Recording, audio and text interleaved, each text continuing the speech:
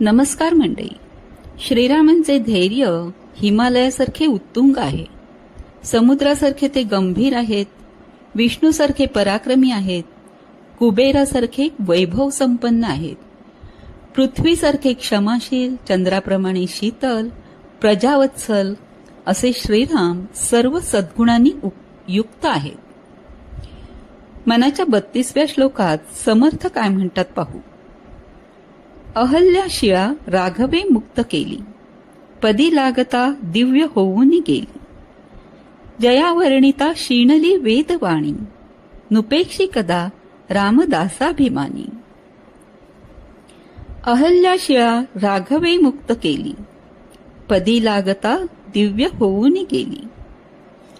अहिल्या ही ब्रह्मदेवांची मानसकन्या, गौतम ऋषींची पत्नी. अतिशय सुंदर. अहिल्याच्या सौंदर्यामुळे देवराज इंद्र तिच्यावर मोहित झाला. एके दिवशी गौतम ऋषी स्नानासाठी आश्रमाबाहेर गेले असताना इंद्र गौतम ऋषींचे रूप धारण करून आश्रमात गेला आणि अहिल्याचे पातिव्रत्य भंग केले. काही वेळाने गौतम ऋषी परतले. आपल्याच रूपातील इंद्राला त्यांनी ओळखले. रागाने त्यांनी इंद्राला शाप दिला आणि अहिल्यालाही शिळा बनेल असा शाप दिला. पुढे राम जंगलातून जात असताना त्या आश्रमात आले. त्यांच्या चरणस्पर्शाने अहिल्या शापमुक्त झाली. तिला दिव्य देह प्राप्त झाला. व्यभिचारासारखे स्त्री जातीला कलंक लावणारे पातक अहिल्याकडून घडले होते. स्वतः चारित्र्य संपन्न असूनही श्रीरामचंद्रांनी अहिल्याचा तिरस्कार नाही केला. आपल्या चरणधुईने तिचा उद्धार केला. कपट आणि वासनेचा शेवट वाईटच असतो, पण पश्चाताप झाला तर ईश्वराच्या कृपेने उद्धार होऊ शकतो. पापाचरणाने शिळा झालेल्या अहिल्याला श्रीरामचंद्रांनी मुक्त केले. त्यांच्या पदस्पर्शाने ती दिव्य झाली असे समर्थ म्हणतात. जयावर्णिता शीणली वेदवाणी, नुपेक्षी कदा रामदासाभिमानी.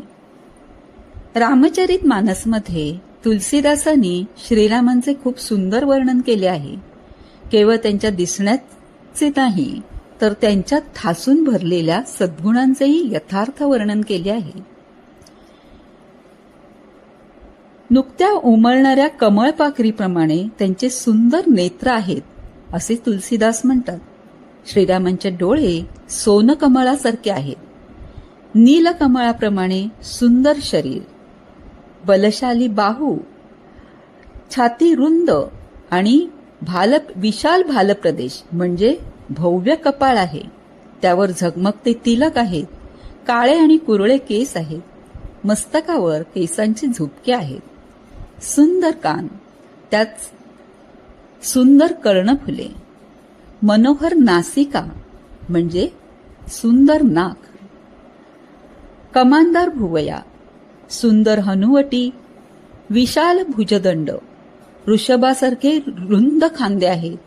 वळणदार शंखासारखी मान आहे. सुंदर गाल, शंखासारखे कंठ, उभे राहण्याची ढब वनराजासारखी आहे.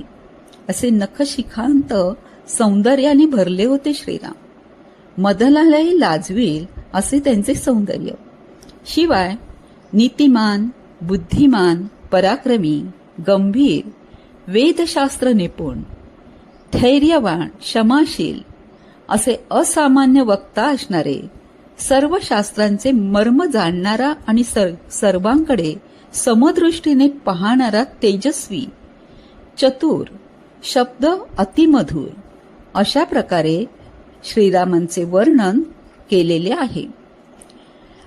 श्रीरामांचे वर्णन करता करता वेदवाणी ही थकून जाते. वेदांचे सामर्थ्य तोटके भरते.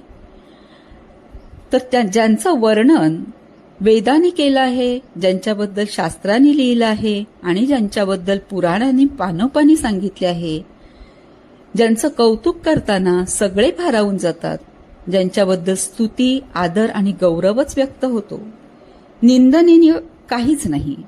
त्यामुळे निंदेचा एक शब्दही निघत नाही. अशा भगवंताच्या नामानेच आपला उद्धार होऊ शकतो. त्याच्या भक्तीने आपल्या जीवनाचे सार्थक होते. असे श्रीराम हे दासाभिमानी आहेत. त्यांच्या भक्ताची ते कधीही उपेक्षा करत नाहीत. बोला जय जय रामकृष्ण हरी.